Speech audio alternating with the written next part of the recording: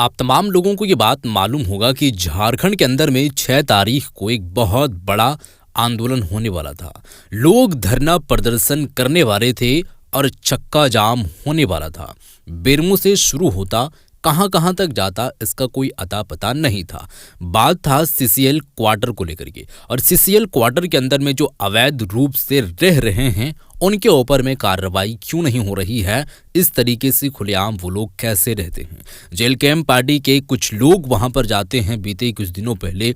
उसके बाद जो हंगामा होता है, जेल कैंप पार्टी के जो सदर हैं, मुखिया हैं और राष्ट्रीय जो अध्यक्ष हैं पार्टी के टाइगर जयराम कुमार महतो, वो किस तरीके से वहां पर उनका उग्र रूप देखने को मिला था आपको मालूम था।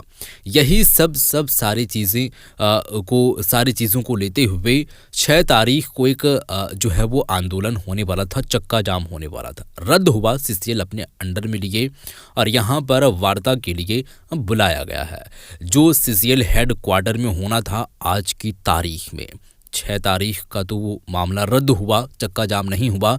लेकिन आज की तारीख में अगर बात करें तो 7 जनवरी है और आज हेड क्वार्टर में क्या कुछ हुआ, सारा कुछ मैं आप लोगों को बताने वाला हूँ, वीडियो में आपको दिखाने वाला हूँ। सबसे पहले मैं आपको बताना चाहूँगा कि सीसीएल हेड क्वार्टर जो रांची के अंदर में है, वहाँ पर जो वार्ता के लिए लोगों को बुलाया गया और जेल कैंप पार्टी के कुछ नेता लोग वहाँ पर पहुँचे थे। तो इन सब सारी चीज़ों को लेते हुए किस तरीके से बात कहे हैं, मैं आपको अंदर का सबसे पहले वीडियो दिखाना चाहूँगा, उसके बाद आगे की हम बात करेंगे। वीडियो आप देखें, वीडियो आपके सामने है। ये हेड क्वार्टर के अंदर की वीडियो है, आप खुद देखें यहाँ पर। पूरे एरिया में प्रदूषण को लेकर के एक बड़ा कंसर्न है, हम लोगों के पास बार-बार कंप्लेन आता है। इस बात को भी आप ध्यान में रखिए। हालांकि उसमें डिस्प्लेस लोग थोड़े प्रभावित होते हैं, शहर वाले लोग ज्यादा हैं, but we are concern with the pollution issue. जो अनऑथराइज्ड ऑक्यूपेशन आपका सीसीएल का है, आपको पता है कि कुछ दिन पहले एक वाकया हुआ था और आपके जो ढोरी के जीएम है उन्होंने एक चिट्ठी निकाली थी, हम लोग के संज्ञान में है। तो आपके जो 5,500 क्वार्टर जो अनऑथराइज्ड ऑक्यूपेशन में है, तो उनका आप लोग क्या करने जा रहे हैं ये बताइए, और नहीं तो हम लोग एक्ट करेंगे, हम लोग एक्शन लेंगे। सबसे पहली बात कि एक मजबूरी हम लोगों का आपका ये पता है कि आपके जो एम्प्लॉइज है, रेगुलर एम्प्लॉइज, वो रिटायर कर गए हैं। आपके पास जो क्वार्टर है वो सर्कुलस क्वार्टर है, लेकिन वो और वही कंडीशन है कि वो अनऑथराइज्ड ऑक्यूपेशन में गया है। आपके पास उसका प्लान बी नहीं है।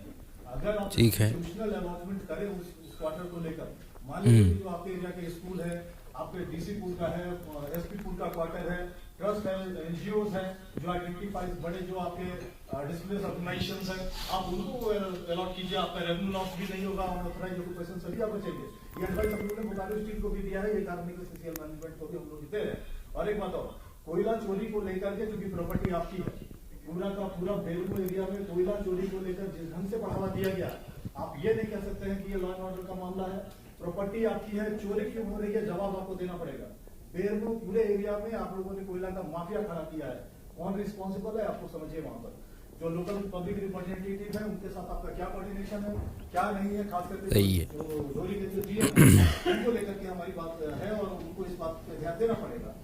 श्याम नारायण सिंह, वीरेंद्र सिंह केस पर यहाँ पर जो मामला चल रहा था 3.8 एकड़ को लेकर के जो बात कर रहा था, मामला जिक्र है, तो उस मैटर पे आप लोग अभी टाइमिंग को लेकर के बातें हुई हैं। वो 3 दिन दे रहे थे, आप लोगों ने 2 महीने का समय लिया है। हम लोग का भी रिक्वेस्ट होगा कि उस पर आप लोग एक्ट करें। जहां तक अलग पॉलिसी का प्रश्न है, तो उसको आप लोग थोड़ा सिंपैथेटिकली आप उस चीज को देखिए। डिस्प्लेस हरास नहीं होना चाहिए। लैंड एक्विजिशन के मामले पे जो सीओ है एरिया के, उनको भी थोड़ा इफेक्टफुली काम करना पड़ेगा। और हम लोगों के पास जो सबसे ज्यादा शिकायत आता है पूरे झारखंड से, वो विस्थापितों का आता है, उनके पलायन को लेकर आता है, उनके विस्थापन को लेकर आता है, उनके मुआवजा को लेकर के आता है, उनके नियोजन को लेकर के आता है। सुबह अगर 8 बजे से हम लोग जनता दरबार लगाते हैं तो शाम हो जाता है। तो इन सब चीजों को देखिए, सीसीएल उससे बच नहीं सकता। आपके अपने एक ऑथेंटिकेशन को लेकर के जो बात उठाया है, एरिया के जो सीओ है, जो एसी बोकारो बैठ रहे हैं, जो डीसी बोकारो बैठ रहे हैं, अगर उनके लेवल पे कोई ऑथेंटिकेशन आता है तो उसकी इम्प्लीमेंटेशन होना चाहिए। आपकी तरफ से उसमें इफेक्ट नहीं होना चाहिए। झर सर बार बार मैनेज करने की कोशिश कर रहे थे, मैं देख रहा था कि दोनों तरफ के टॉप को आप ओवरटेक भी कर रहे थे, टेक ओवर भी कर रहे थे, मैनेज करने की कोशिश कर रहे थे। आपको मैं बता देता हूँ कि इस तरह के टेबल टॉप में अगर आपके ऐसे अधिकारी अगर नहीं होंगे तो बहुत सारी चीजें होंगी जो कि डिले हो जाएंगी और पटरी से उतर जाएगा। तो उसके लिए तो आपको धन्यवाद। देखिए, जहां तक पॉलिसी है आपके यहाँ, ये डिस्प्लेस को लेकर के।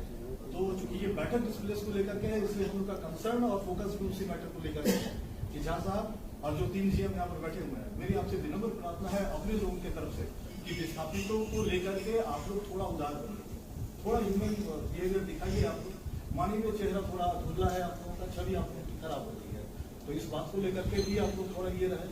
विस्थापन आयोग को लेकर के झारखंड सरकार का एक पहल है, हालांकि उस मामले पर सरकार बढ़ी नहीं है। यही कारण है कि CCL रहे, मोबाइल स्टील रहे, PCC कोल इंडिया का जो भी अनुसंधान इकाई है वो कवर नहीं हो पा रहा है। तो एक जो विस्थापन आयोग वाला जो चक्कर है, हम लोग भी बात करेंगे, हमारे लोग हैं विधानसभा में, तो हम लोग भी उस मुद्दे को उठाएंगे वहां पर कि क्या हो रहा है विस्थापन आयोग को लेकर के। और निश्चित तौर पर कुछ न कुछ हो, और आपको पता है कि जब हम लोग उठाते हैं तो इसका रिजल्ट होता है, राज्य सुनता है उस चीज को। आपका एक और कंप्लेन आ रहा है कि जो पेरिफेरियल डेवलपमेंट है वो आपका 0 है, क्योंकि माइनिंग एरिया के बाहर जो भी आपके बस्ती बसे हुए हैं उसमें अप्रोच रोड अगर आपका बना है तो मेंटेनेंस नहीं है, कहीं कहीं आपका रोड नहीं है। हमारी बहुत सारे रिप्रेजेंटेटिव थे जो इस पर फाइट कर रहे थे, उनका कंप्लेन आ रहा है उस एरिया से कि उनके घर तक का रोड नहीं है तो वो डैमेज हो गया है। मैं नाम लेना उचित नहीं समझता हूँ, ये बहुत पर्टिकुलर हो जाएगा, इसलिए मैं उन चीजों पर जाऊंगा नहीं। इसलिए मेरा ये कंसर्न होगा अपने लोगों की तरफ से कि इन सब चीजों को थोड़ा सा देखा जाए। और अभी जो हमने अनऑथराइज्ड ऑक्यूपेशन वाला जो मैटर उठाया है उसको मैं बहुत इफेक्टिवली कहना चाहता हूँ विनम्र शब्द में कि आप लोग एक्शन लेंगे तो बहुत अच्छा, नहीं तो फिर CCL एरिया डिस्टर्ब होगा, फिर हम लोग। और चूंकि हमारे साथी और है यहाँ पर उत्पल मंडल में परिचय करा देता हूँ, उत्पल जी अपनी बातों को रखें। देखिए सर, सबसे पहले तो आज का जो बैठक है तो मिला जुला हम देख रहे हैं कि जो हम लोग कुछ दिन पहले बैठक किए थे वो फिर घुमा फिरा कर बात नहीं रखी। हम लोग को तथ्य क्या मिलेगा, हम लोग का समाधान क्या होगा इस पर अगर यदि हम बातें हो, क्योंकि हम लोग हर वार्ता में टाइम ले रहे हैं, टाइम लेने से उसका सोल्यूशन अगर निकलेगा तो इस पर भी आप लोग क्लियरिटी कीजिए। ऐसा ना हो कि टाइम लीजिए फिर 2 महीना बाद आप लोग काम चालू 2 महीने तक काम करें, फिर हम लोग आंदोलन में आ जाए और फिर जो करते हो बस फिर वार्ता होगा। तो वार्ता तो हमेशा होती जा रही है। आखिर विस्थापित का मतलब विस्थापित को नौकरी देना आप लोग का समस्या क्या है? जब वो आप लोग को जमीन दे रहा है डोनेट, ऐसे तो आपको फ्री नौकरी कोई नहीं मांग रहा। जब जमीन दे तो उसके बदले आपको नौकरी देने में हमको नहीं लग रहा कहीं पे कोताही करना चाहिए, क्योंकि अगर उसमें अगर विस्थापन अगर यदि खेती बाड़ी भी करते तो कुछ न कुछ अपना जीवन व्यापन के लिए कमाते। लेकिन जब आपकी कंपनी को अगर वो जमीन दे रहे हैं, अपना कलेजा को चीन को आपके हाथ में दे रहे हैं, तो उसको आप लोग नौकरी देने में बिल्कुल कतराई न करें। हमारी पार्टी की ओर से आप लोग का आग्रह रहेगा। और दूसरी बात है कि आप देखिए बहुत सारे ऐसे क्वार्टर हैं जो बिल्कुल खाली पड़े हैं, लेकिन उसी क्वार्टर को बाकी व्यक्ति जो बाहर से आके अवैध कब्जा करके रह रहे हैं। लेकिन अगर उसी क्वार्टर को अगर हमारे पार्टी के कोई प्रतिनिधि कब्जा करते हैं तो उस पर झूठ मूठ का मुकदमा दायर किया जाता है। उसमें हमारे supremo Tiger Jairam Mahto repeat मत कीजिए, ठीक बोलते हैं। उसके बाद देखिए अभी और मुद्दा क्या विस्थापन की ओर लेकर, ठीक है, बाकी का जो आपका CCL का बिजली और पानी, बाकी अवैध व्यक्ति फ्री चला रहे हैं, लेकिन वही बगल में विस्थापित गांव जो है वहां के व्यक्ति को ना बिजली फ्री मिल रहा है ना पानी फ्री मिल रहा है। तो इस पर भी आप लोग ध्यान आकर्षित कीजिए, क्योंकि बहुत बड़ा मुद्दा है कि जिसके नहीं होता कि जिसके जमीन पर कंपनी खड़ी है उसी को कुछ मूलभूत सुविधा से वंचित है। तो क्या हर एक चीज में आंदोलन करना कहीं ना कहीं ठीक है? और आंदोलन से क्या होता है कि बाकी व्यक्ति को केस मिलता है, फिर हम लोग केस लड़ते हैं। तो अगर आप लोग इस चीज को अगर वार्ता से अगर सफलपूर्वक ठीक ठाक कर देंगे तो हमको नहीं लग रहा कि हम लोग को आगे आना होगा और आंदोलन करना होगा। विशेष कुछ नहीं कहेंगे, बाकी हमारे समन्वय समिति के जो भी पदाधिकारी हैं वो भी अपनी बात रखेंगे। आप लोग से विनम्र आग्रह रहेगा पार्टी को कि आप लोग इस मुद्दा पर अधिक से अधिक ध्यान दें, क्योंकि मुद्दा बहुत अहम मुद्दा। चूंकि अब लखन जी को भी प्रोसीड करना है तो एक और बात मैं कह देता हूँ कि अभी आपके सामने विस्थापित संघर्ष समन्वय समिति के प्रतिनिधि बैठे हुए हैं, इनकी बातों को मानिए। ये जो मांग उठा रहे हैं विस्थापितों की तरफ से, आप लोग इस चीज को सुनिए और एक्ट कीजिए, नहीं तो बहुत सारा ऐसा मामला होगा जो सीधे हम लोग टेक ओवर करेंगे। और आंदोलन से यदि वार्ता होगा तो फिर बस हम लोग लगे हुए हैं, क्योंकि हमारा उपज ही जेलकम का आंदोलन से हुआ है।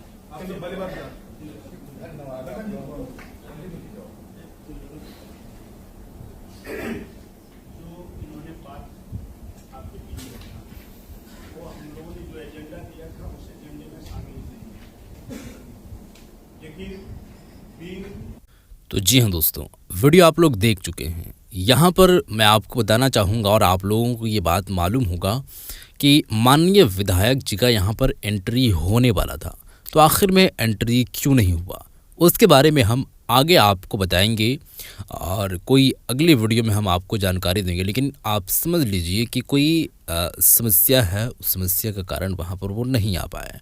खैर जो भी है, लेकिन बात जो है वो CCL हेडक्वार्टर के अंदर में क्या कुछ हो रही है, आप लोगों ने सारा बात सुन चुके हैं। अब देखिए 8 मिनट में सारा बात सुनना ये पॉसिबल तो नहीं है, क्योंकि 12 बजे से लगभग घंटों तक ये मामला चला।